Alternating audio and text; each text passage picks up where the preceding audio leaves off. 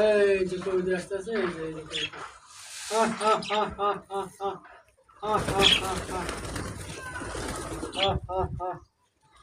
অনেক আগের চায়া অনেক কবিতার শিকার হয়েছে।